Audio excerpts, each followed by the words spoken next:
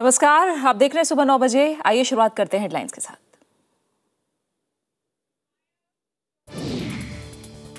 प्रधानमंत्री का छोटे और बड़े दोनों तरह के आर्थिक सुधारों पर जोर, सरकारी तंत्र में शिथिलता पर जताई चिंता। नई दिल्ली सीट से कांग्रेस ने किरण वालिया को मैदान में उतारा, बीजेपी में शामिल हुई शाजिया इल्मी, किरण बेदी हो सकती हैं मुख्यमंत्री की दावेदार। दिल्ली में स्वाइन फ्लू के 20 नए मामले, शहर में अब तक 98 रोगी, राजस्थान में बीमारी से अब तक 9 की मौत। देश में विकसित लड़ाकू विमान तेजस आज हो सकता है भारतीय वायुसेना में शामिल, रक्षा मंत्री पर्रिकर का HAL बेंगलुरु दौरा। और बोको हराम के खिलाफ पश्चिमी अफ्रीकी देश हुए एकजुट, साझा रणनीति की तैयारी, यूरोपीय देशों से सहायता की अपील। देश में विकास की असीम संभावनाएं मौजूद हैं। दिल्ली में शुक्रवार को ग्लोबल बिजनेस समिट को संबोधित करते हुए प्रधानमंत्री ने यह बात कही। उन्होंने कहा कि सरकार के हालिया फैसलों से देश की अर्थव्यवस्था में तेजी आई है। ग्लोबल बिजनेस समिट में प्रधानमंत्री नरेंद्र मोदी का जोर अर्थव्यवस्था में तेजी से सुधार पर रहा। अपने 40 मिनट के संबोधन में प्रधानमंत्री ने सभी क्षेत्रों में विकास पर जोर दिया।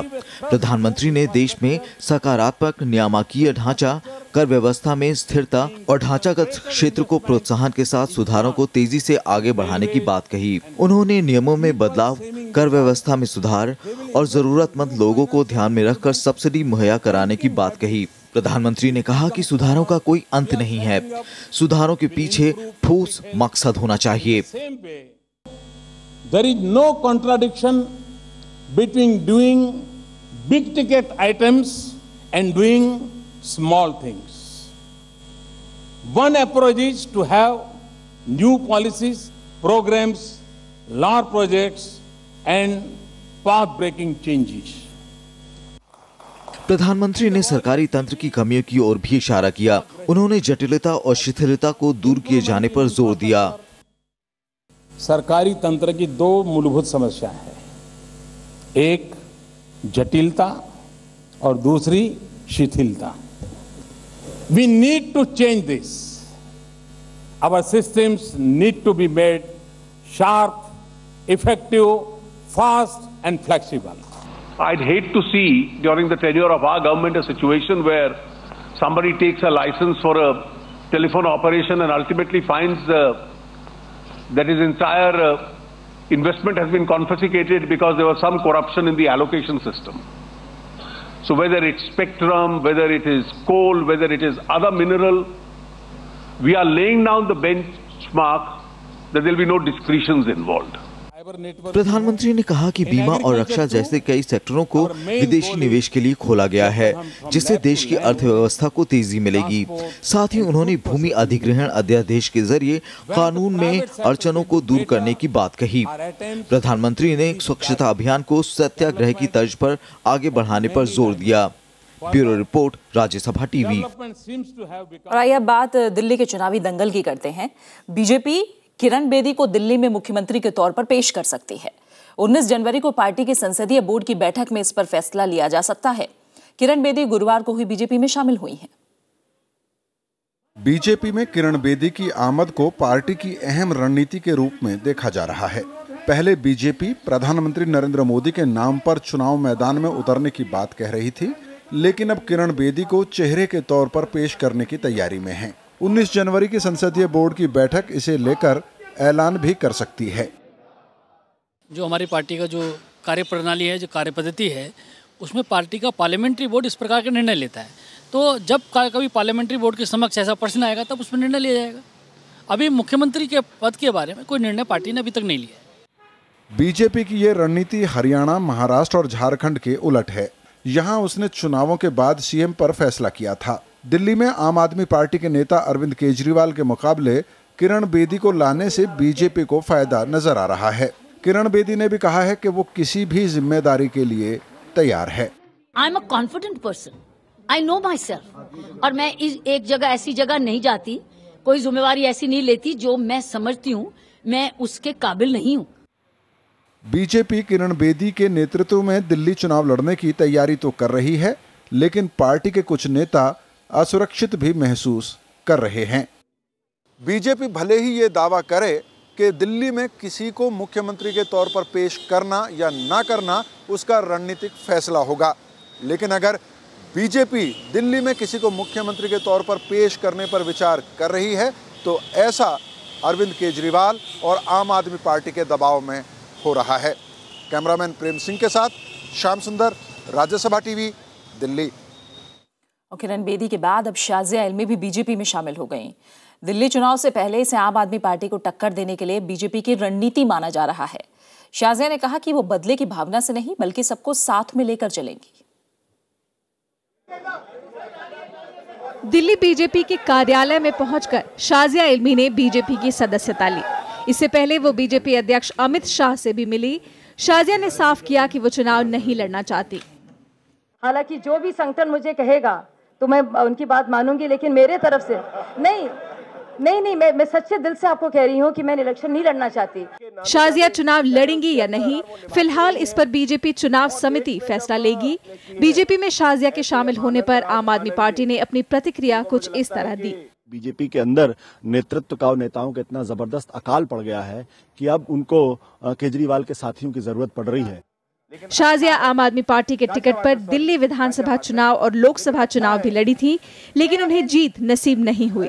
इसके बाद आम आदमी पार्टी और शाजिया के बीच अनबन की खबरें आती रही थी। कल तक इंडिया अगेंस्ट करप्शन के मंच से झंडा लहराने वाले अन्ना के सिपाही आज बीजेपी का झंडा लहरा रहे हैं। अब देखने, सुनने और समझने की बात है कि कल तक जो लोग बीजेपी पर टॉन्ट करते थे, आज उन्हीं की तारीफों के कसीदे पड़ रहे हैं। कैमरा पर्सन विजय सिंह के साथ अनु दीवान, राज्यसभा टीवी, दिल्ली। वहीं कांग्रेस ने किरण वालिया को नई दिल्ली सीट से मैदान में उतारा है। पिछली बार इस सीट पर आम आदमी पार्टी के संयोजक अरविंद केजरीवाल ने दिल्ली की पूर्व मुख्यमंत्री शीला दीक्षित को मात दी थी।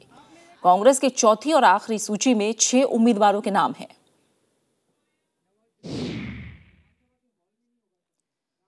भारतीय युवा कांग्रेस ने भूमि अधिग्रहण अध्यादेश वापस नहीं लेने पर देश भर में आंदोलन की चेतावनी दी है।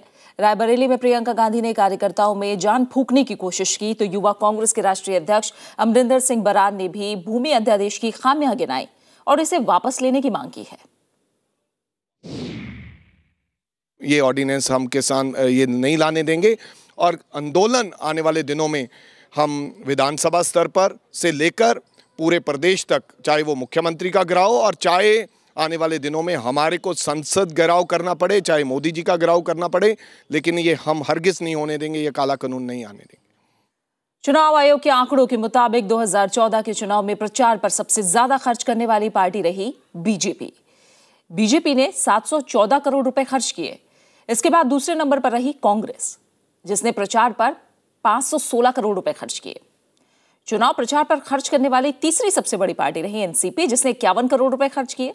इसके अलावा बीएसपी ने 30 करोड़ और सीपीएम ने 18 करोड़ रुपए के करीब खर्च किए। सीपीआई के खर्च की चुनाव आयोग ने जानकारी नहीं दी है। ये सभी राष्ट्रीय पार्टियां हैं। सेंसर बोर्ड के अध्यक्ष लीला सैमसन ने भ्रष्टाचार और कामकाज में हस्तक्षेप का आरोप लगाते हुए इस्तीफा दे दिया। इसके बाद बोर्ड की सदस्य इरा भास्कर ने भी पद छोड़ने का ऐलान कर दिया, लेकिन सरकार ने दखलंदाजी या दबाव की बात से इनकार करते हुए लीला सैमसन को सबूत देने की चुनौती दी है। सैमसन के इस्तीफे के पीछे फिल्म एमएसजी की रिलीज को वजह माना जा रहा है। दिल्ली, पंजाब समेत कई शहरों में फिल्म का विरोध हो रहा है।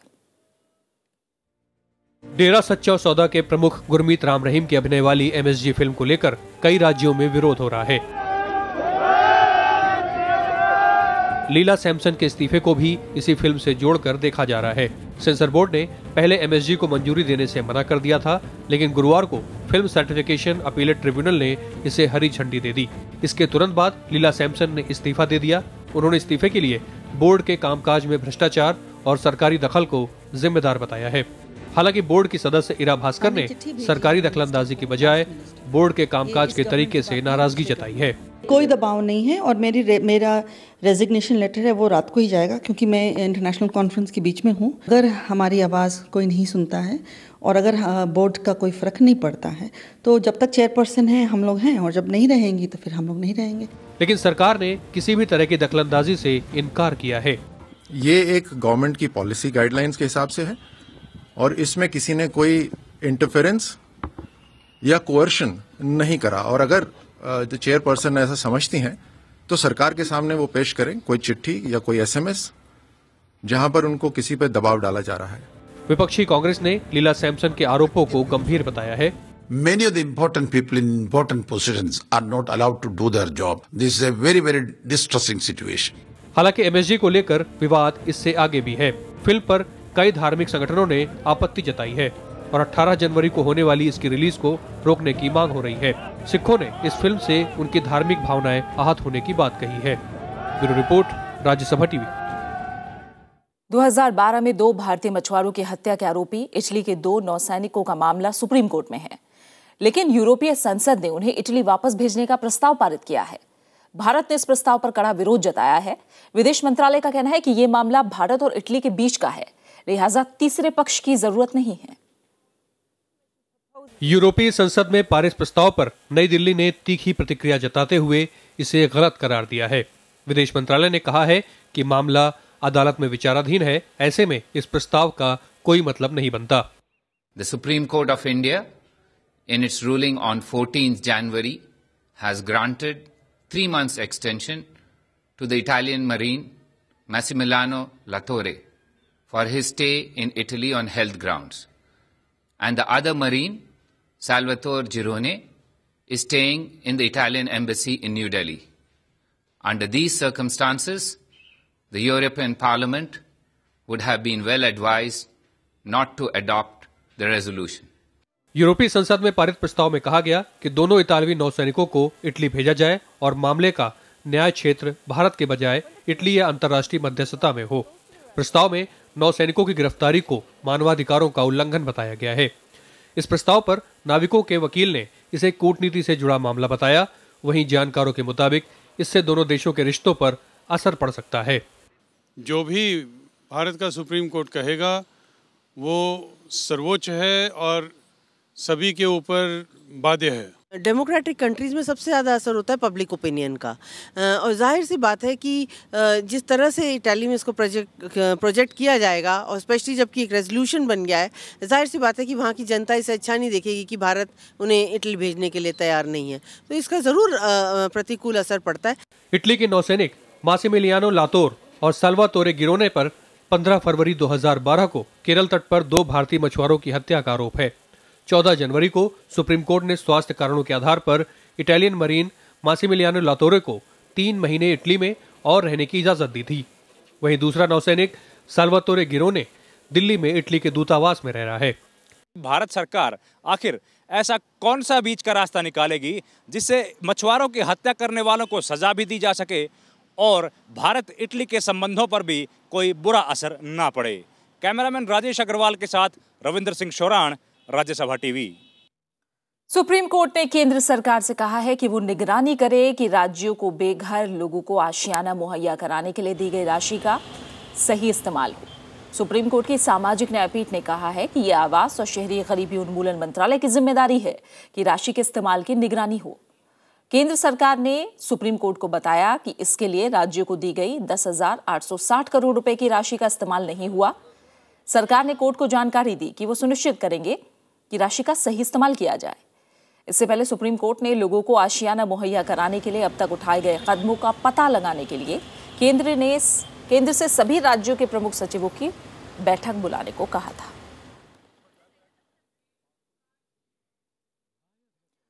और फिलहाल यहां रुक रहे हैं एक छोटे से ब्रेक के लिए, जल्द वापस लौटेंगे। ब्रेक के बाद आपका स्वागत है। आइए बात करते हैं मौसम की। उत्तर भारत में सर्दी का सितम जारी है, जिससे सामान्य जीवन पर बुरा असर पड़ा है। कोहरे की वजह से यातायात पर बुरा असर पड़ा है। 111 ट्रेन और आधा दर्जन उड़ानें देर से चल रही हैं। जम्मू कश्मीर और हिमाचल में भी बर्फबारी के असर से पारा नीचे चला गया है। देश के कई इलाके अनुमान के विपरीत अब भी ठंड से जूझ रहे हैं। पहाड़ी इलाकों में हो रही बर्फबारी से मैदानी इलाकों का हाल बेहाल है। राजस्थान जैसे गर्म माने जाने वाले राज्य में भी पारा 1 डिग्री सेल्सियस तक चला गया, जहां माउंट आबू में सीजन की सबसे ठंडी रात रही। चुरू, कोटा, पिलानी और श्री गंगानगर में भी पारा 4.2 डिग्री तक चला गया।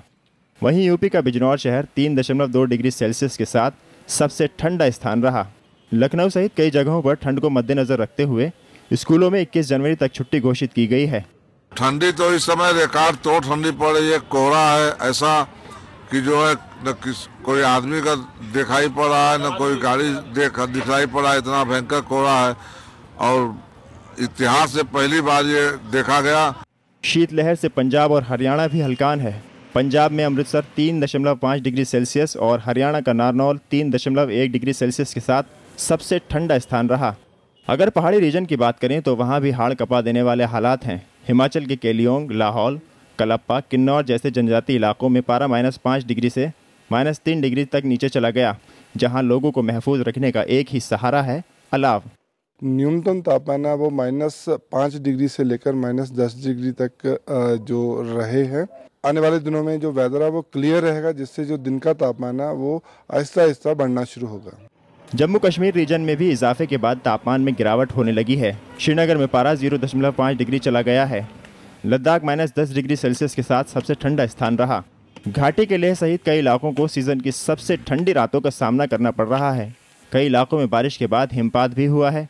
वहीं मौसम विभाग की माने तो उत्तर भारत में दिन में भले ही धूप निकले पर ठंड और कोहरा कुछ दिन बना रहेगा। साथ ही बारिश की भी गुंजाइश बनी हुई है। Bureau report, Rajya Sabha TV. 2014 अब तक का सबसे गर्म साल रहा है। अमेरिकी सरकारी एजेंसी नासा और NOAA ने इसके लिए पारंपरिक ईंधन के अंधाधुंध इस्तेमाल और वायुमंडल में ग्रीन हाउस गैसों का स्तर बढ़ने को जिम्मेदार बताया। एजेंसियों ने चेताया है कि इससे आने वाले समय में समुद्र का जलस्तर बढ़ेगा, तूफान और बाढ़ जैसी प्राकृतिक आपदाओं में भी इजाफा होगा। 2014 में जहां दुनिया भर में ग्लोबल वार्मिंग और ग्रीन हाउस गैसों के उत्सर्जन को कम करने के लिए समझौता बनाने की कोशिशें जारी रहीं, वहीं पिछला साल अब तक का सबसे गर्म रहा। What was found for 2014 was that 2014 was about 1.25 degrees Fahrenheit warmer than the average temperature of the Earth during the 20th century. वैज्ञानिकों का कहना है कि दुनिया भर में तापमान बढ़ा है। इसमें यूरोप, उत्तरी अफ्रीका, पश्चिमी अमेरिका, दक्षिणी अमेरिका का अंदरूनी हिस्सा, पूर्वी रूस, तटीय ऑस्ट्रेलिया में सबसे ज्यादा तापमान बढ़ा है। इसके चलते जहां समुद्र के जल स्तर में इजाफा होगा, वहीं जलवायु परिवर्तन के चलते मौसम में बदलाव, सूखा, बाढ़ और तूफान की घटनाएं बढ़ेंगी। इससे खाद्यान्न उत्पादन भी प्रभावित होगा। Increasing surface temperatures means rising sea levels, and that increases the probability of storm surges and coastal flooding. Green house गैसों के उत्सर्जन में कमी को लेकर विकसित और विकासशील देश अब तक किसी समझौते पर सहमत नहीं हो पाए हैं। इसके अलावा परमाणु ऊर्जा समेत ऊर्जा के वैकल्पिक स्रोत के इस्तेमाल बढ़ाने की जरूरत है। Bureau report, Rajya Sabha TV. अंतर्राष्ट्रीय बाजार में कच्चे तेल के दाम में गिरावट का फायदा उठाते हुए सरकार ने शुक्रवार को पेट्रोल और डीजल पर उत्पाद शुल्क में 2 रुपए प्रति लीटर का इजाफा किया है। साथ ही सरकारी कंपनियों ने पेट्रोल 2 रुपए 42 पैसे और डीजल 2 रुपए 25 पैसे प्रति लीटर सस्ता कर दिया। विपक्षी पार्टियों ने सरकार के पेट्रोल और डीजल पर उत्पाद शुल्क बढ़ाने की आलोचना की है। अंतर्राष्ट्रीय बाजार में कच्चे तेल के दाम पिछले 6 साल में सबसे कम स्तर पर पहुंच गए हैं। इससे डीजल और पेट्रोल के दामों में तेजी से गिरावट आई है। केंद्र सरकार इस कमी का पूरा फायदा जनता को देने की बजाय राजस्व बढ़ाने में कर रही है। शुक्रवार को पेट्रोल और डीजल पर उत्पाद शुल्क 2-2 रुपए प्रति लीटर बढ़ाया गया। पिछले नवंबर के बाद डीजल पेट्रोल पर चौथी बार उत्पाद शुल्क में इजाफा किया गया है।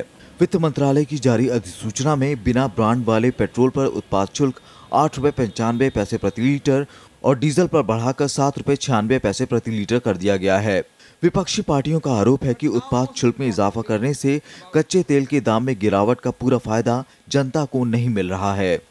उत्पाद शुल्क में पिछले 3 महीने में इजाफे को मिलाकर पेट्रोल में 7 रुपए 75 पैसे और डीजल में 6 रुपए 50 पैसे प्रति लीटर की कटौती का फायदा सीधे जनता को नहीं मिल पाया है। उत्पाद शुल्क में वृद्धि से सरकारी खजाने में 20,000 करोड़ रुपए का अतिरिक्त राजस्व मिलेगा, जिससे सरकार को राजकोषीय घाटा जीडीपी का 4.1% रखने में मदद मिलेगी। बीजेपी ने सरकार के इस कदम का बचाव किया है।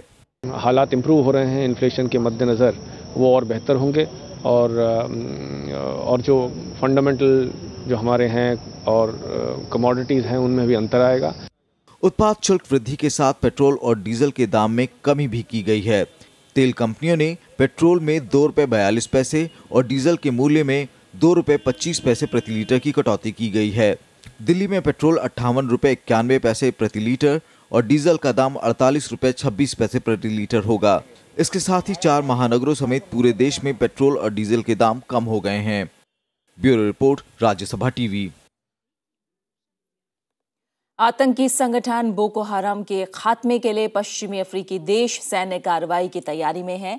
घाना की राजधानी में अगले हफ्ते होने वाली बैठक में इस पर कोई ठोस फैसला लेने की उम्मीद है। यानी तमाम देश इस पर ठोस फैसला लेने की अब उम्मीद की जा रही है। इसके खात्मे की तैयारी की जा रही है और जाहिर तौर पर इसके लिए एक बड़ी रणनीति की जरूरत भी होगी। इस्लामिक आतंकवादी संगठन बोको हराम, जो कि नाइजीरिया में खासा सक्रिय है, हाल ही में इसने दो कस्बों पर हमले किए, बड़ी मात्रा में जनसंहार किया और नाइजीरिया को इस्लामिक स्टेट बनाने की मांग लगातार बोको हराम करता आया है।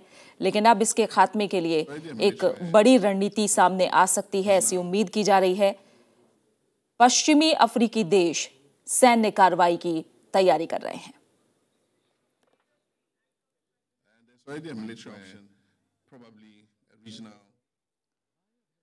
देश में विकसित किया गया पहला हल्का लड़ाकू विमान तेजस आज भारतीय वायुसेना को सौंपा जा सकता है।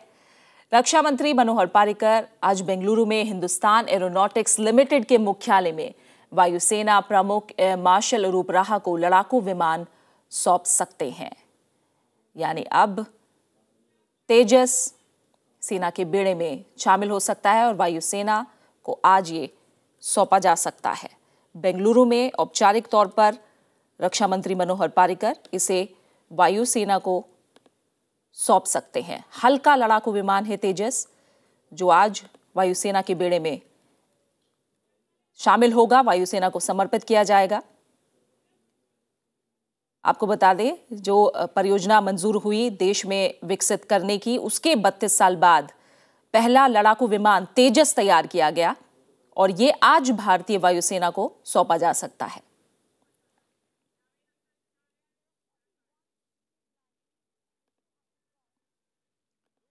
आज जाने माने लेखक, शायर, गीतकार और राज्यसभा के सदस्य जावेद अख्तर साहब का जन्मदिन है। उन्होंने हिंदी कमर्शियल सिनेमा को नया अंदाज दिया, नई शायरी दी और जब सार्वजनिक क्षेत्र में आए तो समाज की बुराइयों के खिलाफ आवाज बुलंद की। आइए देखते हैं जावेद अख्तर साहब की जिंदगी के कुछ अहम पड़ाव। जावेद अख्तर साहब को साहित्य विरासत में मिला था। उनके पिता जानिसार अख्तर जाने माने शायर थे। उनकी मां साफिया अख्तर मशहूर शायर मजाज की बहन थीं। बचपन से ही घर में उर्दू अदब का माहौल था। लखनऊ से पढ़ाई पूरी करने के बाद वो मुंबई पहुंचे। हालांकि उस वक्त फिल्म इंडस्ट्री में जानिसार अख्तर एक बड़ा नाम हुआ करते थे, लेकिन जावेद साहब ने खुद करने की सोची। कभी प्रोडक्शन में काम किया तो कभी क्लैप बॉय का। संघर्ष के इन्हीं दिनों में उनकी मुलाकात सलीम खान से हुई। दोनों के मिजाज मिले और दोनों ने हिंदी सिनेमा में लेखन और डायलॉग को नया मोड़ दिया। इस जोड़ी को सबसे बड़ी सफलता मिली 1971 की फिल्म अंदाज से। इसके बाद अधिकार, हाथी मेरे साथी, यादों की बारात जैसी फिल्में दी। फिल्म जंजीर में उन्होंने अमिताभ बच्चन को एंग्री यंग मैन की छवि दी। इस जोड़ी की सबसे शानदार सफलता रही 1975 की फिल्म शोले। इस फिल्म के डायलॉग आज भी आम जुबान का हिस्सा हैं। कितने आदमी थे सरदार? 2 आदमी थे। सफलताओं के दौर से गुजरते हुए ये जोड़ी 1981 में टूट गई। इसके बाद जावेद साहब ने मिस्टर इंडिया, सागर और लक्ष्य जैसी फिल्में लिखीं। इसी दौरान उनका झुकाव गीत लिखने की तरफ भी हुआ। सिलसिला फिल्म में उन्होंने पहली बार बतौर गीतकार काम किया। गीत तो उन्होंने बहुत लिखे, लेकिन उनके कई गीत अपने आप में बेमिसाल हैं, जैसे मिस्टर इंडिया का ये चुलबुला गीत।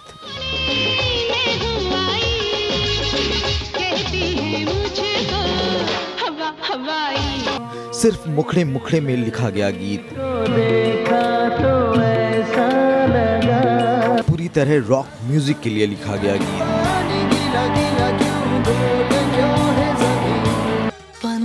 या फिर विश्व शांति का संदेश देता ये गीत।